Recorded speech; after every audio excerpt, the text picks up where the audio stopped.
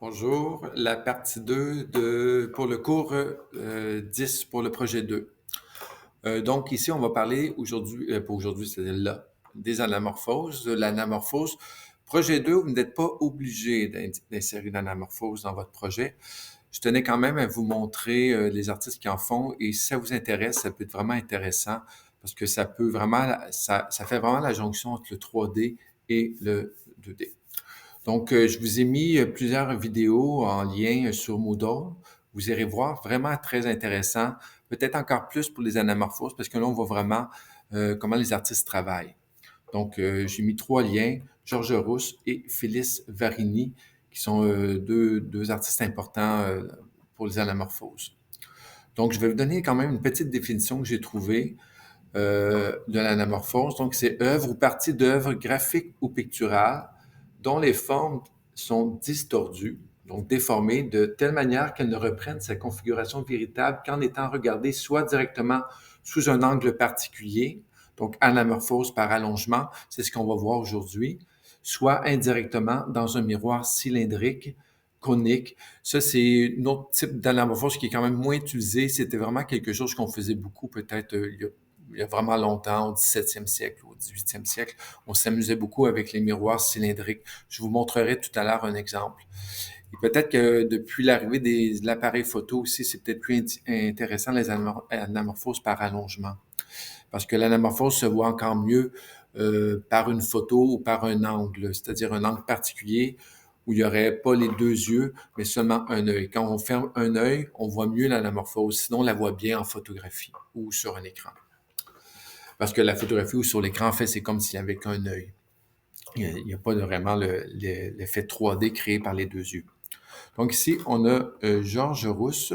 En réalité, Georges Rousse, c'est un photographe. Donc, ses œuvres, l'œuvre comme telle, c'est une photographie, mais qui a été créée dans un espace réel où il a vraiment travaillé dans cet espace-là. Ici, on le voit. On voit ici que en fait, il n'y a pas de. La photographie, c'est vraiment une simple photographie de l'espace. Il n'y a aucun trucage, pas de travail Photoshop. Tout le travail a été fait dans l'environnement et en fait, ça a été tout simplement peint. Quand on regarde ici, le mur ici au fond était peint bleu, ici jaune, ici c'est la colonne qui est orange et bleu pâle, etc., etc. Et ce qui est bien, c'est qu'on peut voir ici qu'il y a des erreurs. En fait, des erreurs. Ce n'est pas parfait. On voit que la ligne n'est pas tout à fait parfaite ici. Il y a des petites erreurs. C'est ce qui rend, en fait, c'est ce qui rend ça encore plus beau. C'est que c'est là qu'on voit que ce n'est pas une photo trafiquée. Ici, on le voit bien ici. La ligne n'est pas tout à fait droite. Donc, on voit bien qu'est-ce qui est peint, mais il faut bien observer. C'est peut-être ça l'intérêt. Ça nous oblige à observer d'une autre façon une photographie. Une autre œuvre de Georges Rousse. Ici, un cercle. Mais ici, c'est dans des œuvres plus récentes, c'est-à-dire qu'il n'a pas juste peint l'environnement, il a modifié l'environnement. Vous allez le voir avec l'autre photo. Regardez, en gros plan, vu d'un autre angle. Regardez, en fait, il avait ajouté un escalier, il avait ajouté ici un plafond avec la forme de cercle. Fait qu'il a vraiment modifié l'environnement, peint le plancher, il a peint certaines colonnes, mais il a vraiment fait un mélange des deux. Si on vient ici à l'autre, vous le voyez. Ici aussi, il a fait une modification dans l'environnement, c'est-à-dire qu'il a peint, mais pour ce qui est au niveau du plafond et du plancher, il a carrément enlevé le plancher pour laisser seulement la structure. Ici aussi, la structure du plafond. Donc, c'est intéressant. Ici, on voit vraiment, on voit un cercle bleu en premier. Ensuite, on va aller voir tous les petits détails. Ici, tout simplement, dans un grenier, il a peint en blanc et noir, tout simplement noir et blanc. Ici, on voit que ici, les carrés, ici, il a vraiment suivi la perspective, donc c'est pas une anamorphose.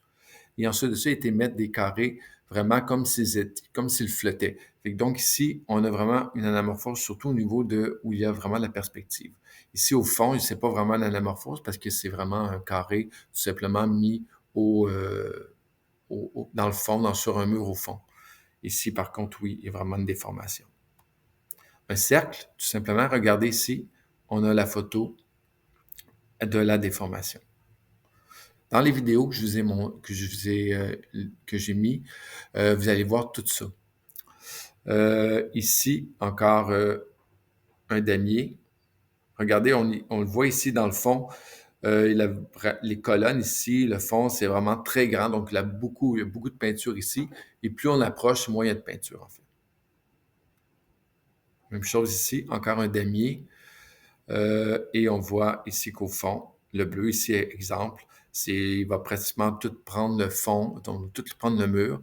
Quand ici, le jaune, en fait, c'est juste une petite partie de la colonne de bois et une partie du mur derrière. On peut s'amuser comme ça, aller chercher les détails. Même chose ici.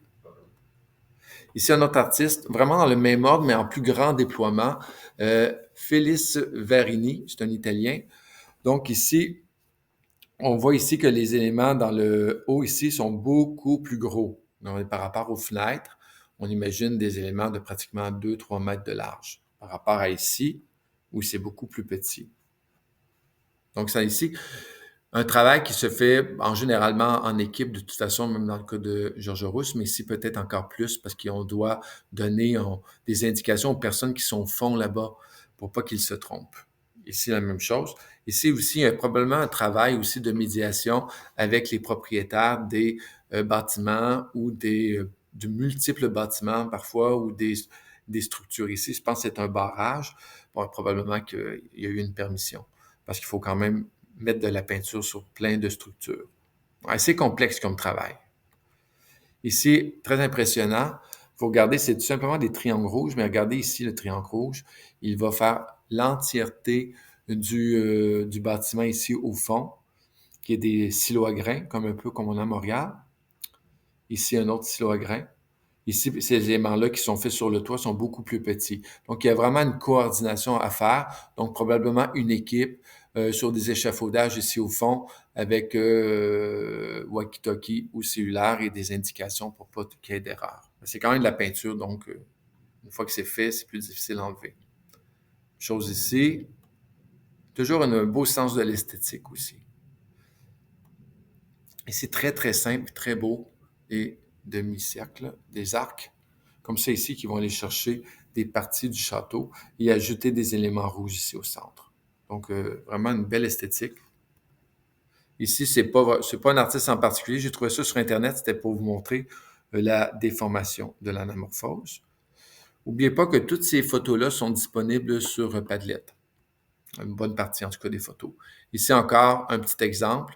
On a vraiment l'impression qu'ici, qu'il y a une croix qui a été faite à la limite avec un tape qui flotte dans les airs, mais ce n'est pas du tout le cas. C'est vraiment ici la déformation. Pour vous montrer qu'on peut faire des choses figuratives, ici, on a une référence à une peinture de Van Gogh. Et quand on regarde de près, en fait, c'est tout simplement des vêtements. Regardez, ça c'est un point de vue, mais l'autre point de vue, on voit ici comment l'œuvre a été faite. Donc, tout simplement, il a même pris une partie de la chaise qui a déformé la chaise. Après ça, il y a des aimants qu'il n'a pas fait complètement parce que de toute façon, ils s'étaient cachés. Donc, on voit bien ici la façon que ça a été fait. Même chose.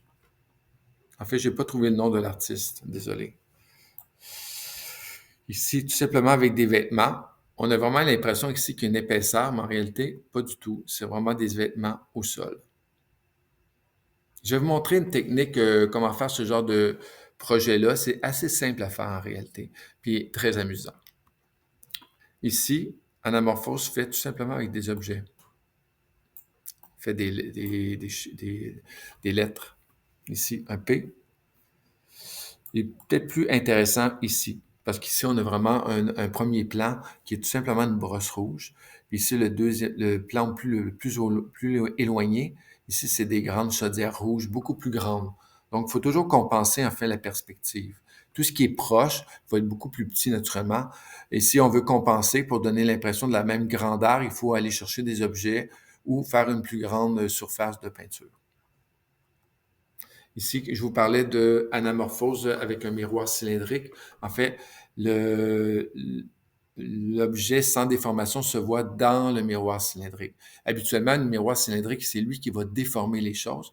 Fait que les artistes à cette époque-là, ceux qui ont inventé ça, c'était plutôt, ils déformaient l'œuvre, ils déformaient l'élément peint ou dessiné pour que dans le miroir cylindrique, la forme normale s'y retrouve. C'est un jeu, en fait. Donc, c'est ça pour les anamorphoses. Donc, Pensez-y, pensez voir si vous avez le goût d'essayer d'intégrer une anamorphose à votre projet. Ce n'est vraiment pas obligatoire. Vous pourriez faire votre projet, qui est de toute façon l'important, c'est qu'il y ait plutôt du relief et aussi trouver un lieu dans l'espace, un lieu dans la classe ou à l'extérieur de la classe qui pourrait vous inspirer. Ça, on pourrait en parler au prochain cours. Pensez-y, pensez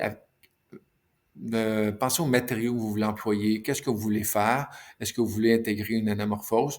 Si vous avez du temps, vous pourriez faire une petite anamorphose juste pour votre plaisir aussi.